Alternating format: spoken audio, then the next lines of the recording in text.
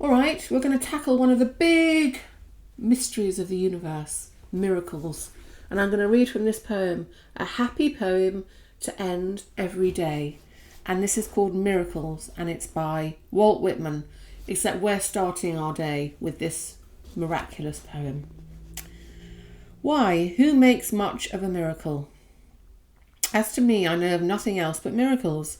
Whether I walk the streets of Manhattan or dart my sight over the roofs of houses towards the sky, or wade with naked feet along the beach just in the edge of the water, or stand under trees in the woods, or talk by day with anyone I love, or sleep in the bed at night with anyone I love, or sit at table at dinner with the rest, or look at strangers opposite me riding in the car, or watch honeybees busy around the hive of a summer forenoon, or animals feeding in the fields, or birds, or the wonderfulness of insects in the air, or the wonderfulness of sundown, or the stars shining so quiet and bright, or the exquisite delicate thin curve of the new moon in spring. These, with the rest, one and all, are to me miracles, the whole referring, yet each distinct and in its place. To me, every hour of the light and dark is a miracle. Every cubic inch of space is a miracle. Every square yard of the surface of the earth is spread with the same. Every foot of the interior swarms with the same. To me, the sea is a continual miracle. The fishes that swim, the rocks, the motion of the waves, the ships with men in them. What stranger miracles are there? How beautiful is that? How wonderful to be able to appreciate what we have in the world by writing something like that. It's just wonderful, isn't it?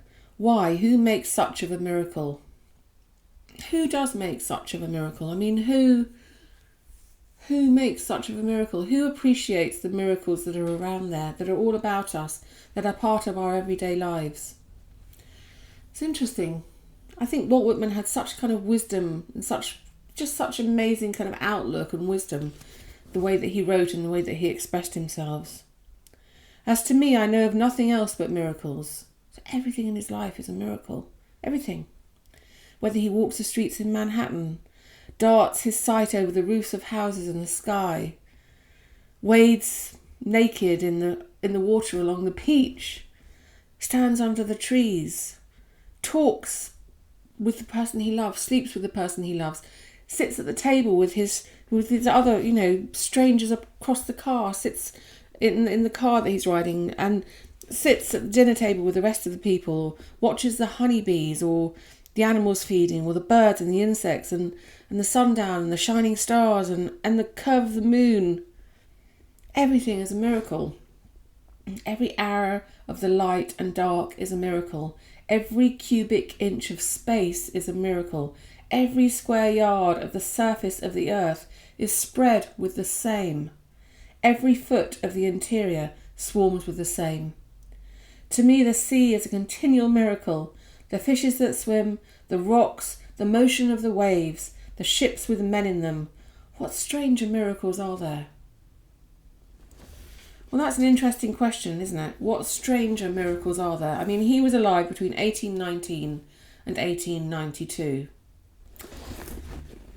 So what stranger miracles are there? I mean, there have been a lot of stranger miracles since Walt Whitman was alive.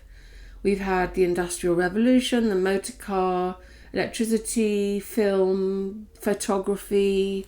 I mean, he was obviously photographed when he was alive, so it's just all of that stuff was just coming in. Sort of early tech, I suppose we could call it. And then we move on to the age of the sort of space travel, and I mean, that's a miracle, isn't it? And we go through to discovering the depths of the sea, going into sort of deep space underwater, if you like. And all the inventions that we've had in medicine and Marie Curie and antibiotics and x-rays and radiotherapy and all of these things that we can do now, operations and operating theatres and hospitals and tech labs and places where we're discovering with AI now. We've got, mobile phones and television and radios and ham radios and I don't all sorts of stuff that I don't even know about. Not to mention the bad stuff, the really bad stuff, weapons development, nuclear bombs, chemical warfare, all of these horrendous things that when Walt Whitman was alive, I think they probably just had old-fashioned shooting rifles that you'd put gunpowder in, I would imagine. They didn't have all this horrendous weaponry that's been invented now for warfare. And they didn't have all the tech and AI, and they didn't have any of that stuff. So he was living in a really simple time. If he sort of time travelled, if Walt Whitman time travelled and came into today, the 15th of July, 2024, over 100 years since he died, I think he'd be walking around absolutely shocked. He'd be walking around looking at the electric lights in the streets and the motor cars and electric cars and everything, absolutely flabbergasted and shocked. And I wonder whether with that heightened technology and everything that we've come to take for granted in life, that those little miracles actually dissipate. With the rushing around and all that we do and all that we are concerned with the keeping up with the Joneses and the I've got fantastic, huge, great big television, or I've got the latest digital blah blah, or I've got the newest phone, or my car is super high tech and I can fly an aeroplane. You didn't even know about aeroplanes and rockets when he was alive.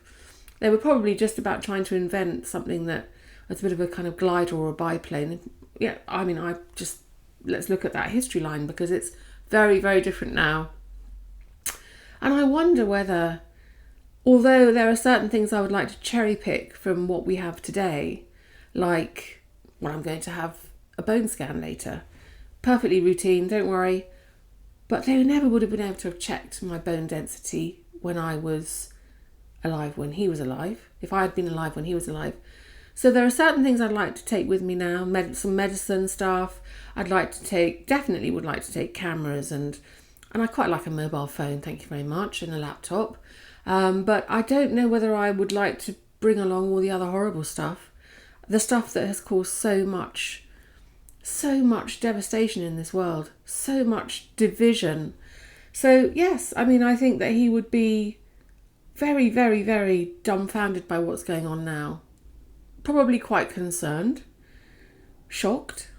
I wonder whether it could be called evolution. I suppose it is evolution, isn't it? And that's a very big question. What do you think about that? As with our evolving, with the way that we have evolved as humans, as a human race, and everything's kind of speeded up with the invention of certain technologies, do you think that's evolution for the better? If it is evolution for the better, then do you think it can get better still?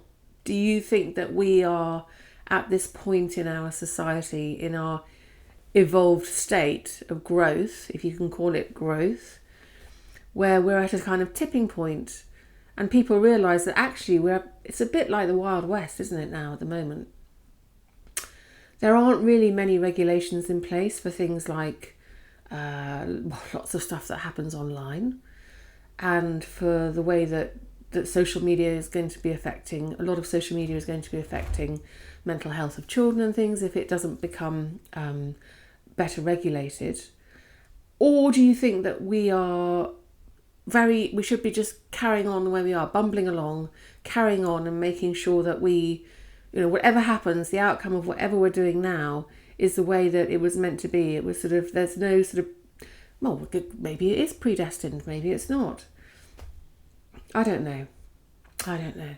I certainly know that if I read Walt Whitman's poem about miracles, I certainly know that I see miracles in my life every single day.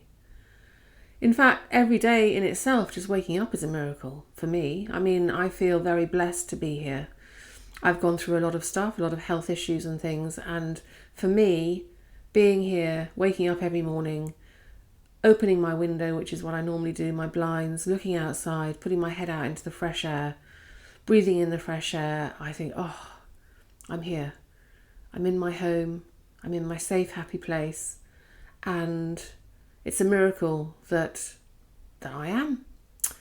And when I speak to my children and my friends, and I see my friends, and I do everything that I do in my day, my work, what I do here is a miracle. To read, to be able to sit here and read that poem to you, and to discuss it with you, and to discuss ideas and philosophy and creative thought and process with you, for me is a real miracle.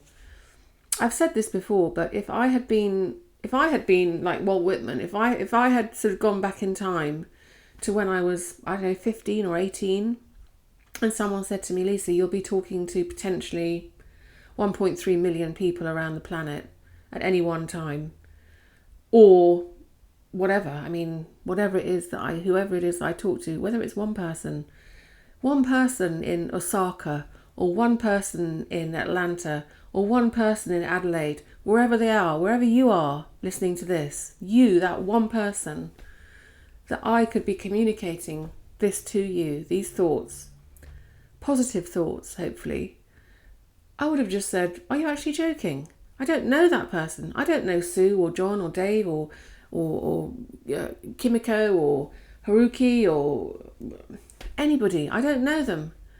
How can I possibly be talking to people I don't know? And yet here we are, you and I, in this moment, in time, in this space, wherever we are in the world. I'm here in the UK, you're wherever you are, and you're listening, hopefully. Well, maybe you're not, maybe you're going to switch off, but I'm just saying, theoretically, you're there and I'm here, and we're communicating, which is why I love it. And it is, again, it's an absolute miracle when you come back and you write a comment and I can actually respond to you. And so many of you whom I feel like I know, who've been corresponding, we've been corresponding with each other like this for years and years. Not necessarily through video, because this is just quite a relatively new thing for me, but we've been corresponding with each other in written word on Ravenous Butterflies for a lot of us for donkey's years. Over 10 years. And it's just so wonderful. And some of you have become very, very dear friends.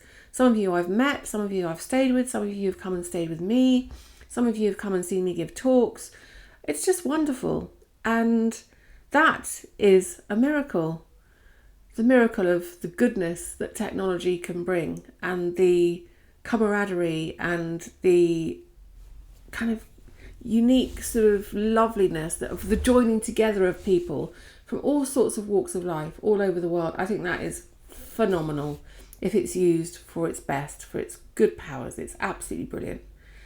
So that's a miracle. And I think, growing plants, planting a seed and watching it grow, and then harvesting the tomatoes or whatever it is, going out and picking your plums, absolute miracle. So I would definitely say that I am in awe of all the little miracles that happen every day. I'm not just, there's all those religious miracles that have happened and have been documented, the loaves and the fishes and various things throughout other cultures where Buddha has appeared, or various things have happened. And in some of the ancient Egyptian mythologies and stuff where, people have risen from the dead and all of that stuff. And I think, well, why not? Why not believe in those things? Why not actually hope for miracles and kind of pray for miracles? It doesn't have to be a religious, but just kind of manifest it. And hopefully you'll be able to see miracles as well in your life. There are so many of my friends who haven't been well, or, and suddenly they're all okay. Because I think sometimes, not always, because obviously that doesn't always happen. I've lost very many of my absolute closest, most lovely people in my life. But sometimes miracles do happen. So there's always hope, I think. It's always important to sort of keep hoping that they will. And I think Walt Whitman's poem absolutely sums that up. But there's also a kind of lovely sort of historic, I suppose, because of the period, innocence in what he's saying. Just kind of like appreciate everything. Appreciate all the little things. I think if you appreciate all the little things, then life becomes a much more copable with place, it becomes a much, much happier, much more tender place to be, much less prickly and much less spiky.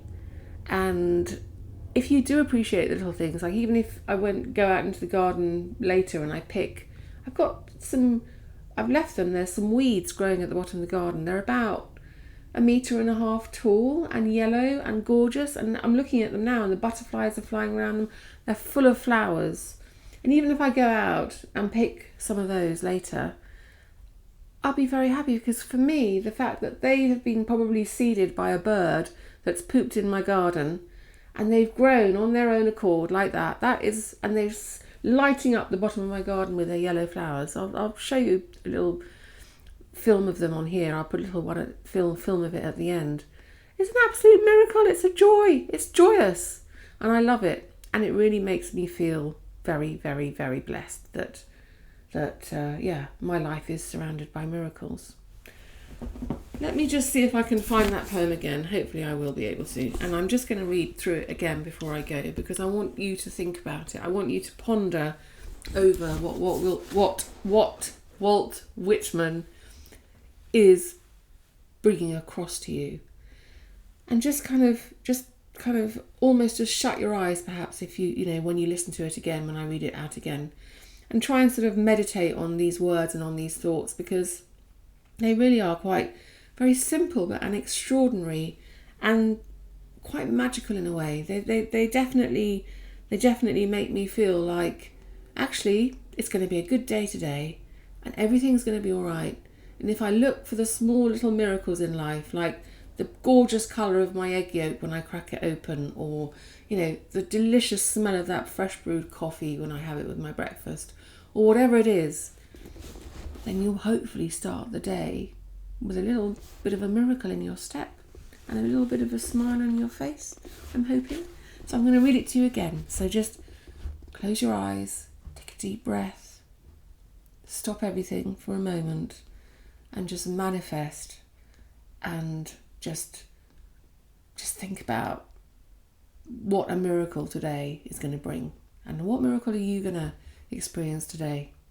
Just think about that while I read this to you. Why? Who makes much of a miracle?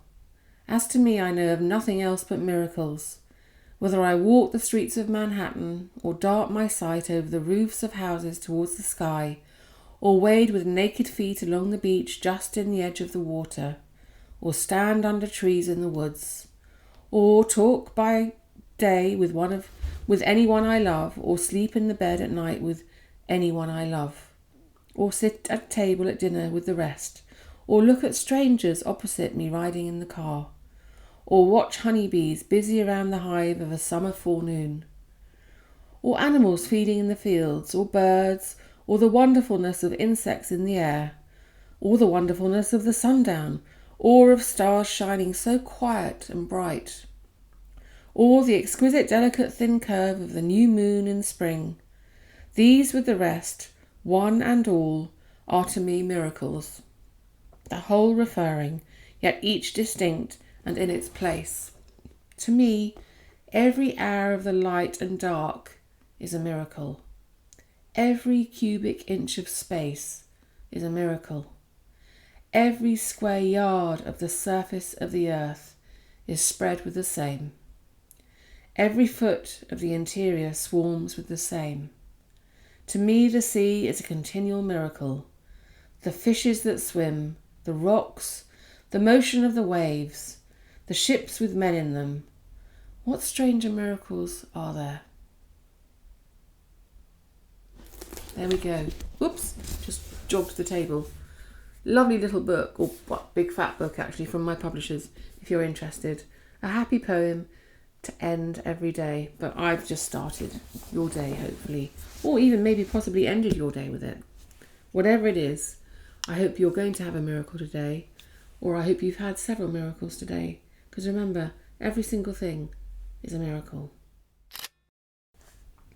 And here you are as a little added extra bonus. I promised you I was going to show you the yellow weed that has grown at the bottom of my garden.